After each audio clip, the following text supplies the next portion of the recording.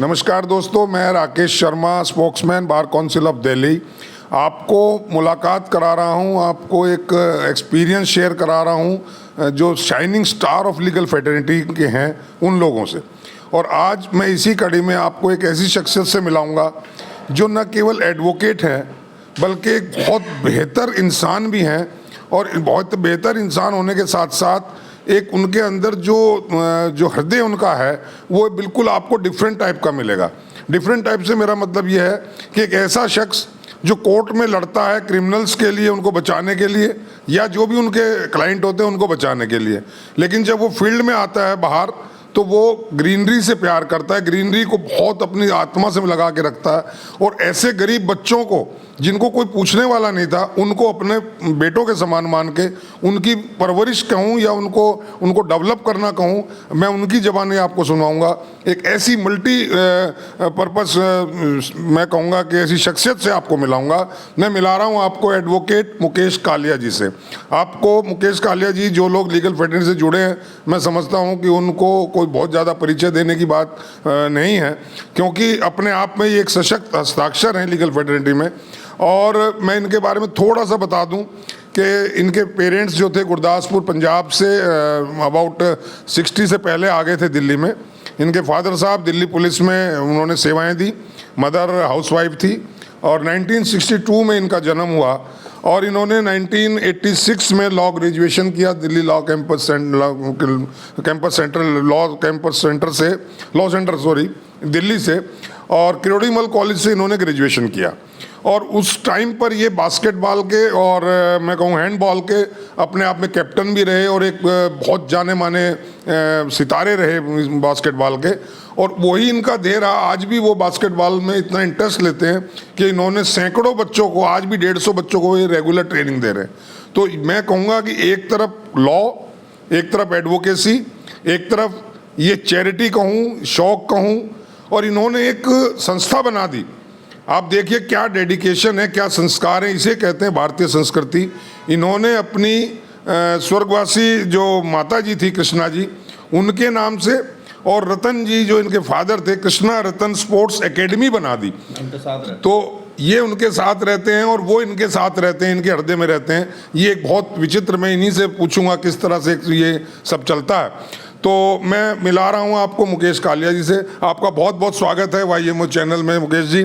और मैं सीधा आ रहा हूँ, जब आपने 86 में ज्वाइन किया अपना लीगल फ्रेटर्निटी को, और आपने 30 हजारी से कोर्ट में वहाँ चैम्बर था और वहाँ से शुरुआत की, थोड़ा सा वहाँ उस वक्त के बारे में बताइए कि उस वक्त का माहौल कैसा था, क्या आपने महसूस किया था जब आपने ज्वाइन किया? इससे पहले मैं कुछ कहूँ पंडित जी, जो आपने मेरा परिचय बहुत भारी भरकम शब्दों में दिया, मैं उसका अधिकारी हूँ या नहीं ये भी एक सोचने का विषय है। नहीं, मैंने बहुत सूक्ष्म दिया है, अभी उसके लिए तो बहुत कुछ कहना बाकी है। और इस बात पे मैं सिर्फ एक शब्द में आपका आभार व्यक्त कर सकता हूँ कि आपने मेरा परिचय ऐसा दिया। जो आपने सवाल पूछा 1986 में जब मैंने इस प्रोफेशन को ज्वाइन किया था, तो उसके बैकग्राउंड ये था कि जैसे आपने बताया कि मैं खिलाड़ी था और खिलाड़ी होने के नाते खेल के प्रति मेरा विशेष लगाव था। और जब मैंने अपनी ग्रेजुएशन कंप्लीट की किरोड़ीमल कॉलेज से, उसके बाद मेरे पास दो ऑप्शन थे, चाहे मैं पोस्ट ग्रेजुएशन कोर्स करूं या लॉ करूं। तो जो मैथमेटिकल कैलकुलेशन की, उससे ये लगा कि लॉ 3 साल की होती है और पीजी कोर्स 2 साल का होता है। अगर मैं लॉ करता हूँ मुझे यूनिवर्सिटी में 3 साल मौका मिलेगा खेलने का, और पीजी कोर्स करता हूँ तो 2 साल। तो वो गणित वो था ये कि मेरे को खेलने का मौका मिलेगा और मैं स्पोर्ट्स के बेसिस पे कोई डिपार्टमेंट ज्वाइन करना चाहता था, कस्टम्स या इनकम टैक्स। तो दिमाग में वो रखकर लॉ को ज्वाइन किया था। तो ऐसा विचार नहीं था कि मैं इस प्रोफेशन को ज्वाइन करूँगा या इस प्रोफेशन में मैं अपनी पहचान बनाने की कोशिश करूँगा। तो ये मेरी शुरुआत थी। ये संयोग बस ऐसा हो गया और लीगल फ्रेटर्निटी को एक स्टार मिल गया, मैं कहूँगा ये भी एक देवीय संयोग ही रहा होगा। तो जब आप आए तो उस वक्त कैसा माहौल था सीनियर्स के साथ? किस तरह से आपके सबसे पहले कौन गुरु रहे, किसके पास आपने सीखा जो आज इतना एक बुलंदियों को आपने छू रहे हैं आप? बार बार अब जब स्टार बोलते हो तो मुझे कई बार फिर सोचना पड़ता है। आपका मेरे प्रति लगाव, प्यार और वो भावनाएं शायद इस वजह से, लेकिन क्योंकि अब आप मेरे सामने हैं, मैं हर बात को काटूंगा नहीं। मेरे को मौका मिला जब मैं प्रोफेशन में आया, और उस समय मेरे एक छोटा सा एक्सीडेंट हुआ और मेरे पाँव में चोट लग गई और मुझे 2 महीने के लिए रेस्ट बोला, स्पोर्ट्स के पॉइंट ऑफ व्यू से कि आप रिगरस ट्रेनिंग नहीं कर सकते। तो उस समय मेरे को ये विचार आया कि चलिए कोर्ट में देखते हैं क्या कार्रवाई होती है। और इत्तेफाक कुछ ऐसा कि उस समय हिंदुस्तान के, दिल्ली के एक बहुत बड़े वकील, बहुत नामी ग्रामी वकील, एक बहुत अच्छे इंसान जो मेरे गुरु श्री बाबा गुरचरण सिंह जी, संयोग से मैंने उनका ऑफिस ज्वाइन किया और वहाँ से अपनी वकालत शुरू की। और उनका डेडिकेशन जब मैंने देखा, जैसा मेरा स्पोर्ट्स में था वैसा उनका प्रोफेशन में था।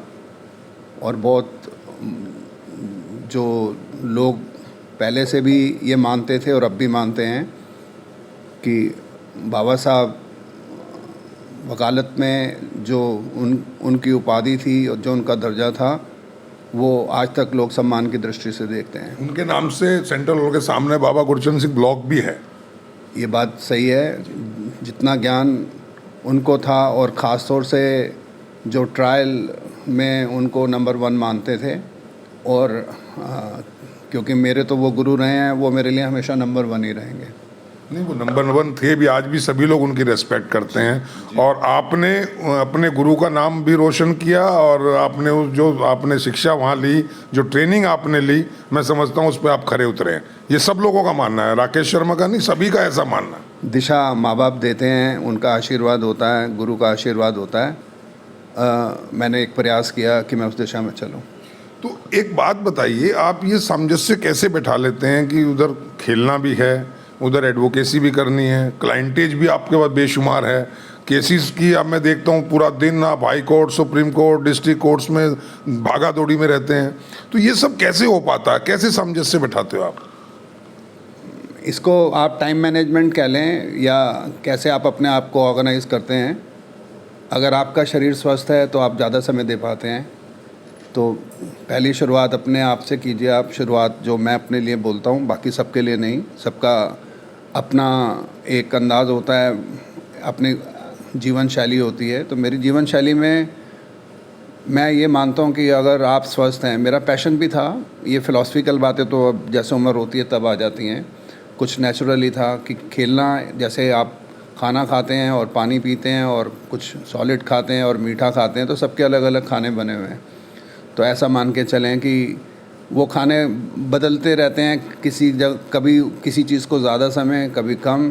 तो ऐसे ही वकालत के शुरुआती दौर में खेल कम हो गया, वकालत ज़्यादा हो गई, और धीरे धीरे जब चीज़ें समझ आने लगी तो चीज़ें बैलेंस होती चली गई।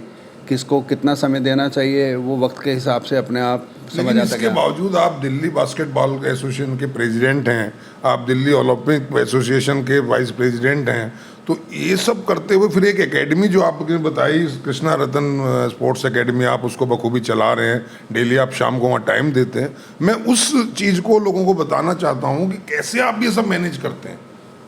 क्या ये कहीं ऐसा तो नहीं लिटिगेंट्स के साथ अनजस्टिस हो जाता हो? ये तो लिटिगेंट ज़्यादा बता सकते हैं, लेकिन कोशिश यही रहती है। जो आपने वॉल्यूम ऑफ वर्क बोला, वो भी मेरी एक सोच है शुरू से कि हर एक आदमी सक्षम नहीं होता है कि वो अपनी मनपसंद का वकील करे। तो मैं ऐसा मानता हूँ कि 60% जो मेरी क्लाइंटेज है वो प्रो बोनो है। उसमें कोशिश रहती है कि मैं उनकी मदद करूं व्यक्तिगत तौर से, या मेरे जो और एसोसिएट हैं, मेरी टीम है, उनके माध्यम से जैसे जिस समय जिस केस की में जिसकी आवश्यकता होती है उसके हिसाब से उसको हैंडल करते हैं। तो किसी के पास वॉल्यूम ऑफ वर्क होना कोई स्केल नहीं है कि वो बहुत अच्छा वकील है। हाँ, लेकिन अगर आप किसी के लिए काम करते हैं, उसके चेहरे पे आप मुस्कुराहट ला पाते हैं, उसको आप खुशी दे पाते हैं, तो मेरे ख्याल से वहाँ आप थोड़ा सा कामयाब हैं। जैसा मुझे पता है आपकी बड़ी सिस्टर मधु जी हैं, वो भी बहुत अच्छी और बड़ी नामी एडवोकेट हैं। 30 जारी में उनका चैम्बर भी है। और इवन आपका बेटा भी लॉ ग्रेजुएट था, उसने भी लॉ प्रैक्टिस भी की। और लेकिन ये कैसे हुआ कि वो अचानक यूएसए में जाके पायलट बन गया, एडवोकेसी छोड़ दी? इसके पीछे भी कोई संयोग या कुछ? ये मैं बाकी जो मेरे फ्रेंड्स हैं या आने वाले समय में मैं अपनी फीलिंग्स ज़रूर शेयर करना चाहूँगा। उनके बच्चों के प्रति मेरा जो अपने बच्चों के प्रति रवैया था, जब वो 10th क्लास में था तो उसने ऐसी इच्छा जाहिर की कि वो पायलट बनना चाहता है, उसका पैशन था। वो भी खिलाड़ी था और खिलाड़ी बास्केटबॉल खेलता था। अंडर 14 की टीम में वो भी दिल्ली स्टेट कैप्टन गया था। उस समय रिसेशन था, तो मैंने बेटे को बोला कि आप इस समय रिसेशन है और 10th के बाद या 12th के बाद अगर आप पायलट बनने के बाद रिसेशन आता है और आपको जॉब से निकाल देते हैं तो उम्र बढ़ने के बाद आपको बड़ी मुश्किल हो सकती है। तो बेहतर यह है कि आप एक बेस डिग्री लें। और मेरे को देख के शायद बेटे को लगा कि लॉ ही सबसे आसान चीज़ है, तो उसने ऑप्ट किया कि वो लॉ करेगा। और लॉ करने के बाद 3 बड़े ऑफिसेस में उसने काम किया और वो 3 बड़े ऑफिसेस में 1-1 साल काम किया, 3 साल प्रैक्टिस करने के बाद and he started earning well. मेरे हिसाब से वो आत्मनिर्भर भी हो गया था और जैसे उसकी सोच थी उससे अधिक कमा रहा था। तो 3 साल बाद उसने बोला कि आपने मुझे बोला था कि जब आप बेस डिग्री ले लोगे तो मैं पायलट बनना चाहता हूँ, अब मुझे इजाज़त दीजिए। तो मैंने अंदाज़ा लगाया कि फ़्लाइंग में ज़्यादा खर्चा है, तो एक चालाकी वकील के दिमाग में हमेशा आती है। तो मैंने उसको बोला रिटन आप पहले क्लियर करें, जो नॉर्मली 1.5 से 2 साल बच्चे क्लियर करते हैं, हर 2-3 महीने में एक एग्ज़ाम देते हैं। उसके बाद मैं आपको फ़्लाइंग के लिए भेजूँगा, जो एक एक्सपेंसिव अफेयर था। तो वो काम उसने 4 महीने में किया। और क्योंकि जैसा आपने इंट्रोडक्शन में बताया था कि आई एम हैविंग ओनली 1 सन, तो मेरी वाइफ इस बात से इत्तेफाक नहीं रखती थी कि बाहर भेजा जाए, कि बच्चे को बाहर भेजें और अपने से दूर किया जाए। लेकिन मेरा ऐसा मानना है कि आपने बच्चे का साथ पूरा एंजॉय किया, लेकिन आप उसके पैशन के बीच में ना आए, उसको मौका दें करने के लिए।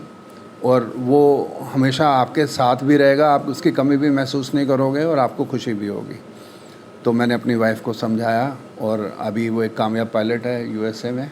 और उसकी कमी आप यहाँ जो 150 बच्चों को फिलहाल आप ट्रेनिंग दे रहे हैं, उनको अच्छा एक प्लेयर बना रहे हैं। अंडर प्रिविलेज बच्चे हैं जिनको कोई पूछता नहीं था, जिनको कभी ख्वाब में भी नहीं आया होगा कि वो उनको कोई आएगा और वो हमें इस तरह की ट्रेनिंग और इस तरह का फूड और फैसिलिटीज़ देगा। क्या उससे आपको लगता है कि आप अपने उस बेटे के साथ मतलब उन 150 लोगों के दिल में रह रहे? वो असल में इतने प्यारे बच्चे हैं जो मेरे साथ हैं या मैं जिनके साथ रहता हूँ। और अगर कोई बच्चा, अगर मैं किसी को कभी पनिशमेंट देता हूँ, पनिशमेंट ऐसी नहीं होती है कि कोई फिज़िकल पनिशमेंट होती है उनको कुछ सिखाने के नाते, तो उनसे ज़्यादा दुख मुझे होता है कि मुझे इनको पनिशमेंट देनी पड़ रही है। क्योंकि मेरा मकसद उनको सिर्फ़ एक खिलाड़ी बनाने का या अच्छा खिलाड़ी बनाने का नहीं है। मैं ये चाहता हूँ कि वो सोसाइटी के लिए कंट्रीब्यूट करें, देश के लिए कंट्रीब्यूट करें और आपस में प्यार मोहब्बत बना के रखें। जो इतनी सारी चीज़ें हैं जो हम मोटे शब्दों में हिंदू, मुस्लिम, सिख, ईसाई बोलते हैं, तो वो उस रिलीजन से परे एक ऐसे माहौल में रहें जहाँ वो सबको अपना परिवार समझें और सम्मान सबका करें, लेकिन उस सम्मान को ताक पे लगाकर आपस में रिश्तों में कड़वाहट ना पैदा हो, ऐसा माहौल मैंने देने की कोशिश की है और मैं उसमें कामयाब भी हुआ हूँ और मुझे उसमें खुशी भी हुई है। तो वो जो बच्चे हैं, आप जब एकेडमी आएंगे आप खुद महसूस करेंगे। कुछ लोग फंडिंग जो है वो आप ही करते हैं या कहीं से गवर्नमेंट वगैरह से भी लेते हैं? जब क्योंकि मेरा स्पोर्ट्स और ट्रैवलिंग दोनों पैशन था, बेटा जब मेरा सेटल हो गया तो मैंने प्रोफेशन सोचा अब क्विट करता हूँ, लेकिन वो मुझे उन बच्चों के लिए दोबारा आना पड़ा। तो फंडिंग तो कोई नहीं करता है, फंडिंग तो मैं अपने प्रोफेशनल इनकम से करता हूँ और अभी मैं उनके लिए कुछ और भी प्रोजेक्ट चला रहा हूँ। तो जो मैंने बेटे के लिए कुछ अर्न किया था प्रॉपर्टी के फॉर्म में, उसको डिस्पोज ऑफ करके अब मैं कोशिश कर रहा हूँ उनको और कुछ ऐसी बेहतर सुविधा और उस दूँ। बच्चे में आप अपना बेटा देखते हैं, ये बहुत एक इंसानियत का एक जगता जागता हुआ एग्जाम्पल आप सुन रहे हैं।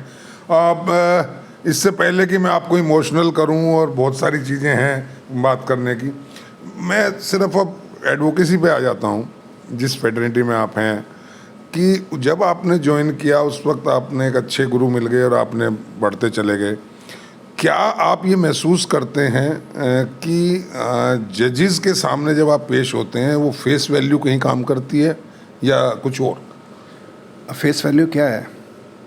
आप जाएंगे, आपकी फेस वैल्यू नहीं बनेगी। आप कुछ अच्छा करेंगे, दो तरीके के जज हैं, एक जो आपको अप्रिशिएट करते हैं और दूसरे तरीके के, और आपको वो एग्जिबिट भी करते हैं, और दूसरे वो जज हैं जो अप्रिशिएट करते हैं लेकिन वो आपको ये जानने नहीं देते कि वो अप्रिशिएट कर रहे हैं। तो फेस वैल्यू आपके काम से बनती है। आप अपना कंडक्ट कैसा रखते हैं, आप कितना जस्टिफाई करते हैं अपने क्लाइंट से, आप कितनी मेहनत और तैयारी से जा रहे हैं, उस केस का क्या रिज़ल्ट रहता है। लेकिन अगर आप कोर्ट में जजेस के सामने ठीक हैं, सही अपना व्यवहार रखते हैं, ना केवल जजेस के प्रति, आपके कोलीग्स होते हैं। आप अगर ट्रायल की बात करें, विटनेस बॉक्स में विटनेस है, आप उसको कैसे हैंडल करते हैं। बहुत सारी एक ऐसी बात होती है जो जजेस कॉन्शियसली या अनकॉन्शियसली नोटिस करते हैं, और उस नोटिस करने के बाद जो किसी भी एडवोकेट की इमेज बनती है, उससे उसकी फेस वैल्यू जो है वो कम या ज़्यादा होती है। तो जजेस को बहुत सारी बातें ऐसी होती हैं किसी भी वकील के बारे में जिनके बारे में उनकी एक अपनी सोच होती है, उनका अनुमान होता है कि ये वकील ऐसा है। नहीं, इमेज कुछ की बात आपने की, तो इमेज तो आपकी एक ये भी बनी है कि जो क्रिमिनल हैं वो कहते हैं मर्डर करो और मुकेश जी के पास पहुंच जाओ, बेल भी मिल जाएगी और बरी भी हो जाएंगे। ऐसा भी एक लोगों में बड़ा मतलब चलन में है ये बात। मुझे ऐसा सुनने में नहीं आया, और मैं ईमानदारी की बात बताऊं तो बहुत सारे ऐसे ऑफेंसेस हैं जिसमें मैं ब्रीफ लेता भी नहीं हूं। जैसे आपने क्रिमिनल्स की बात की, आप पॉक्सो के नहीं लेते हैं? मुझे मैं पॉक्सो के केसेस जब बच्चे की उम्र छोटी होती है, और अनलेस और अनटिल मैं खुद बहुत ज़्यादा कन्विंस हूँ और चीज़ें अपरेंट हों कि किसी के साथ इनजस्टिस हुआ है, ऐसा नहीं है कि ब्लैंकेट ना है, लेकिन उस ब्रैकेट में एक आधा ही केस आता है 1000 में से। और जो दो तरीके के क्रिमिनल होते हैं, क्योंकि मेरा काम में ऑफेंसेस अगेंस्ट बॉडी भी बहुत ज़्यादा है, तो लॉस ऑफ लाइफ भी होती है और भी नुकसान होते हैं लोगों के जिसकी भरपाई नहीं हो सकती है। तो जब आप वकालत शुरू करते हैं और आप किसी बड़े गैंगस्टर का केस करते हैं, तो आप 4 आदमियों को बताते हैं कि मैं उस गैंगस्टर का केस करता हूं। तो दो चीज़ें होती हैं, एक आप अपना नाम बनाना चाहते हैं, एक आप बताना चाहते हैं कि मैं इतना बड़ा वकील हो गया हूँ कि इतना बड़ा क्रिमिनल मेरा क्लाइंट हो गया है। लेकिन समय के साथ आपको एहसास होने लगता है कि आपका समाज के प्रति भी कुछ दायित्व है। तो वो बहुत सारी कैटेगरीज ऐसी होती हैं जहाँ आप कंप्रोमाइज़ करने के लिए तैयार नहीं होते हो, आप मना करने की ताकत रखने लग जाते हो, और आप मना करते हो कि मैं इस कैटेगरी के जो ऑफेंसेस हैं, हैबिचुअल ऑफेंडर्स हैं, क्रिमिनल्स हैं, जो बहुत ज़्यादा जिनकी इन्वॉल्वमेंट होती है, आप उसको जब मना करते हैं तो आप बड़े सहजता से मना कर देते हैं कि आप नहीं करोगे उसका केस। लेकिन लोग उसको ही लेते हैं कि मुकेश कालिया बहुत महंगे वकील हो गए हैं, बहुत उनकी फ़ीस बड़ी है, और जहाँ फ़ीस कम मिलती है वो मना कर देते हैं। ये इसमें कोई सच्चाई? ऐसा हो नहीं सकता, और मैं इस बात को मानने के लिए तैयार नहीं हूँ, क्योंकि मैं कभी फ़ीस सेटल करने के बाद भी प्रिंसिपली किसी से मांगता नहीं हूँ। क्लाइंट अपने आप ही देता है, और मैं ऐसा समझता हूँ जब आप परफॉर्म करते हैं क्लाइंट को पैसे देने पड़ते हैं। ये ज़रूर मानता हूँ मैं कि जब से बच्चों की एकेडमी मैंने चलाई है, तो मैं इस बात का ध्यान रखता हूँ कि अगर मैंने किसी से फ़ीस सेटल की है और मैंने उसका काम ईमानदारी से किया है, तो वो जो फ़ीस जिसके लिए मैं हकदार हूँ वो मुझे मिले, ताकि वो मैं बच्चों के लिए लगा सकूँ। ऐसे भी कोई केस करते हैं जहाँ कोई गरीब आदमी आया हो, उसके साथ अनजस्टिस आपको लगा हुआ है, और वो फीस देने की कैपेसिटी उसकी ना हो या बहुत कम हो, तो ऐसे कोई केस भी मुकेश जी करते हैं? 60% तो यही हैं। लेकिन लोगों को लगता है आप 80% वो करते हैं जब बहुत हैवी फीस है। ये लोग हैं कौन, ये बताइए? फेटर्निटी के लोग हैं जो हम सुनते हैं, मेरे जो आपके भाई बंधु हैं। आप एक बड़े महान व्यक्तित्व का आप एक जिक्र कर रहे थे, और ये हमारा सौभाग्य भी है आप हमारे साथ हैं, और मैं आपका हृदय से स्वागत करता हूँ। एक कुर्सी सर के लिए ले आइए जी, हम कैरी ऑन कर सकते हैं। हाँ, सर आप जी। इधर आ जाइए, तो आप इधर आ जाइए। चलिए खैर ये तो है, अब मैं सिर्फ बस शॉर्ट कर रहा हूँ। अभी जो हम यहाँ से आगे कैरी ऑन कर सकते हैं। जी जी, एक गवाह तो ये भी आ गए कि रीजंस कुछ और हों, लेकिन जैसे ये एक सामाजिक, सूर्य जी एक समाज से जुड़े हुए लोग हैं, तो एक ऐसा सेक्शन जो बहुत लोग पिछड़े हुए, गरीब, जहाँ पर एकेडमी चलती है। आपने सूर्य जी ने बार काउंसिल के प्रेसिडेंट भी रहे, बड़ी महत्वपूर्ण पोस्टों पे भी रहे, और बड़ा व्यस्त शेड्यूल रहता है सामाजिक कामों में भी।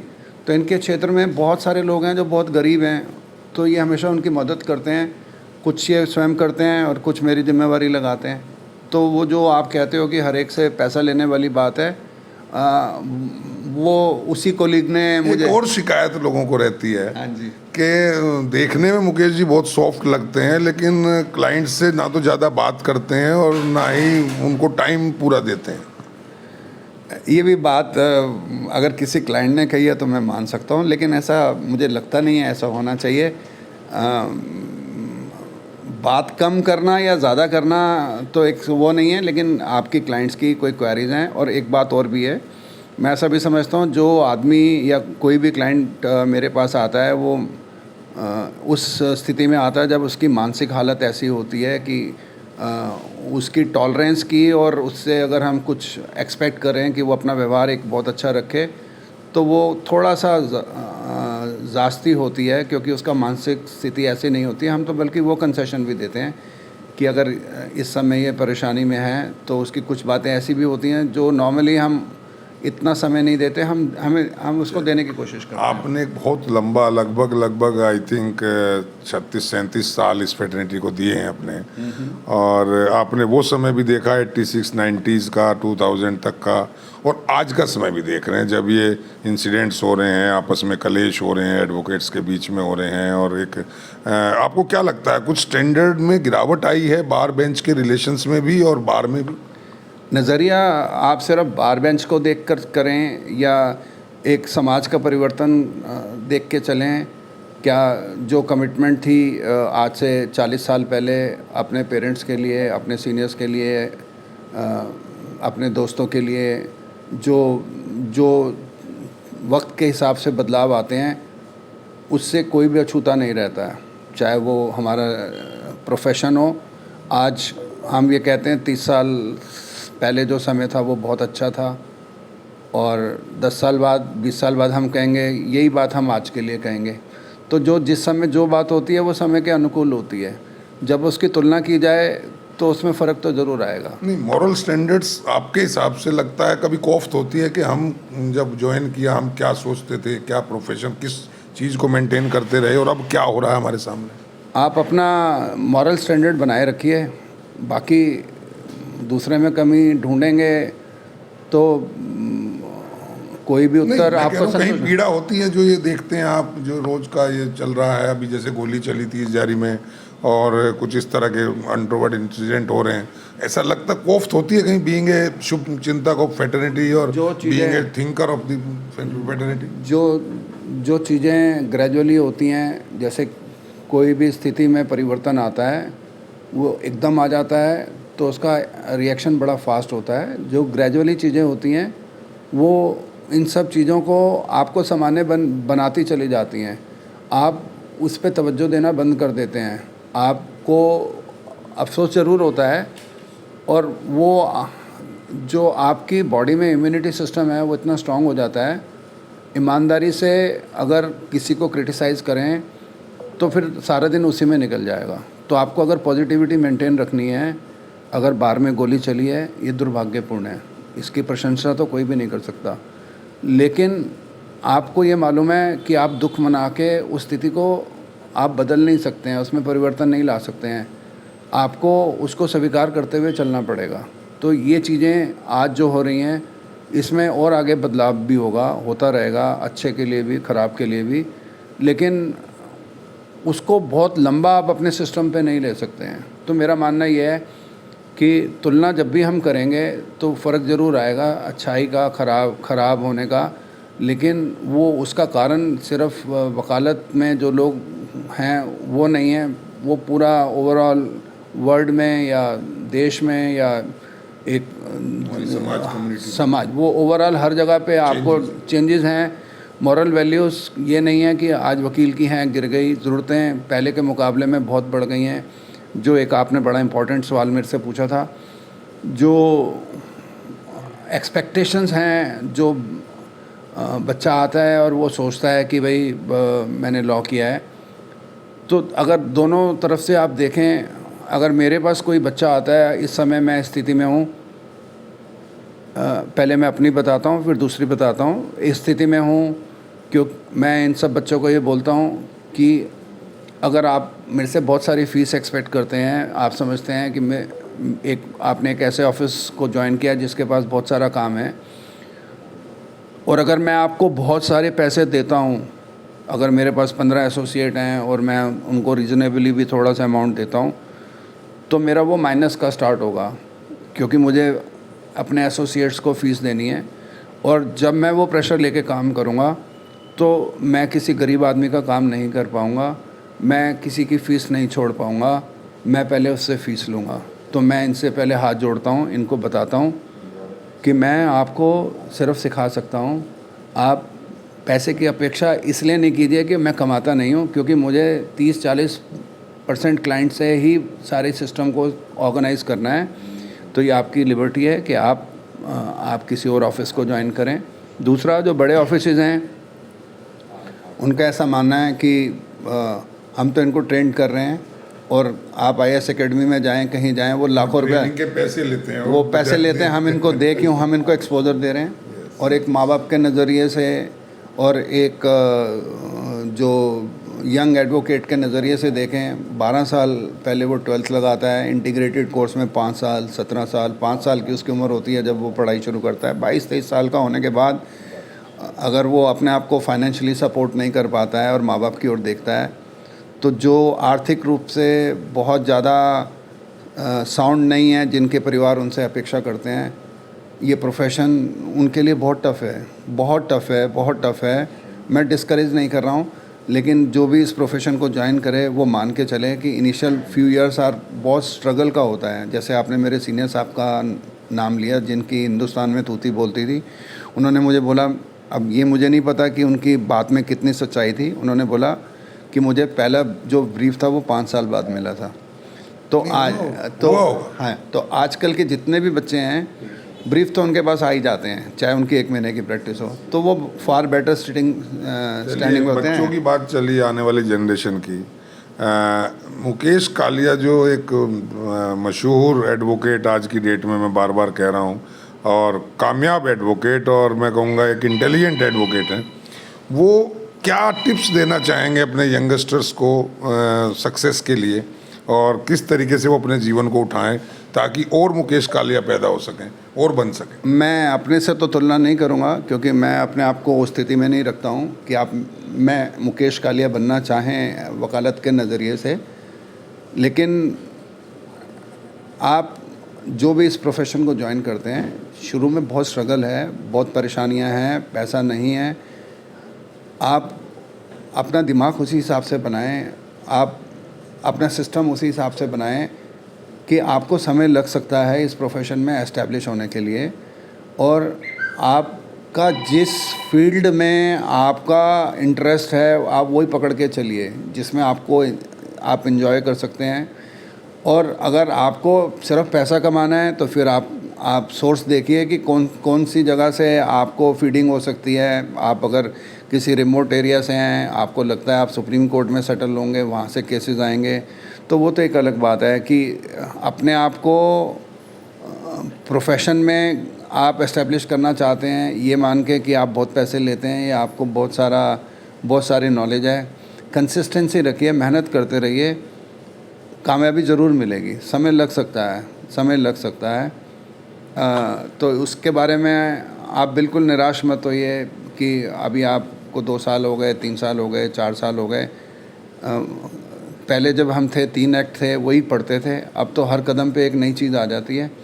तो आप कोशिश कीजिए, जो नए हैं, जो नई चीज़ें हैं, जैसे जब शुरू में आया तो साइबर लॉ आया, किसी को भी नहीं पता था। तो ऐसे जो नए लॉ आते हैं उसमें अपना स्पेशलाइजेशन कीजिए और उसको पकड़ के चलिए बेसिक लॉ के साथ साथ, तो उसमें कामयाब जल्दी हो पाएंगे आप। पुराने लॉ में तो पुराने बुड्ढे हमारे जैसे बैठे हैं, तो वो कंपेरिजन नहीं, आप बुड्ढे मत कही, नहीं तो मैं वो चीज़ आपकी छेड़ दूंगा जो कॉलेज करोड़ीमल में आपके साथ थी। वो शायद आप उसमें सहज ना हो बताने में, क्योंकि आप अभी इतने स्मार्ट हैं और उस वक्त जो हालत थी बहुत लोग आपके पीछे दौड़ते थे। आपकी बात पे एक बात कहनी है, जो आपने मेरी व्यक्तित्व के बारे में कही, ये आपका मेरे प्रति प्यार है। जैसे एक माँ होती है, अगर उसके बेटे के आंख में थोड़ी खराबी भी होती है तो उसे वो अमिताभ बच्चन ही लगता है। तो एक्चुअल है, आप तो एक्चुअल हीरो हैं आज भी, और आपसे 30 साल पहले 35 साल पहले मतलब सोच सकता है कोई भी इंसान, मुझे कहने की जरूरत नहीं जी। जो आपको सुन रहे हैं वो देख लेंगे और जान लेंगे आपको कि आप उस वक्त कितने पॉपुलर रहे होंगे या कितने लोगों के चहेते रहे होंगे, इसमें कोई दो राय नहीं। धन्यवाद आपका। अगर आप तो सुना दोस्तों, ये थे मुकेश कालिया जी। आपने इनको सुना, इनकी बहुत सारी एडवाइजेस आपने सुनी, इनके बारे में बहुत कुछ जाना। वाकई में इतनी मल्टीप्लेक्स शख्सियतों के साथ अपने आप को एस्टेब्लिश रखना लीगल फ्रेटर्निटी में कोई आसान काम नहीं है। स्पोर्ट्समैन भी हैं, एक अच्छे इंसान जो मैंने पहले ही बताया, और एक दरिया दिल जो एक लोगों को गलतफहमी दी कि ये बहुत महंगे वकील हैं, ऐसा नहीं है। 60% इन्होंने बताया, मैं 50 मान लेता हूँ कि इतने केसेस ये गरीब लोगों के उनके करते हैं जो पे नहीं कर पाते हैं या पूरा ढंग से पे नहीं कर पाते हैं। ये बहुत अच्छी बात है। और जो यंगस्टर्स हैं उनके लिए जो इन्होंने मैसेज दिया है वो अपने आप में काबिल तारीफ़ है, और उसको अगर यंगस्टर्स अपने मन में समझ लें और उसका पालन कर लें तो मैं समझता हूँ एक अच्छे एडवोकेट बनने में उनको बहुत सहायता करेगा। आज के लिए दोस्तों इतना ही, फिर एक बहुत बढ़िया और इसी तरह की एक शख्सियत से और मिलाऊंगा। आज इतना ही दोस्तों, जय हिंद, जय भारत।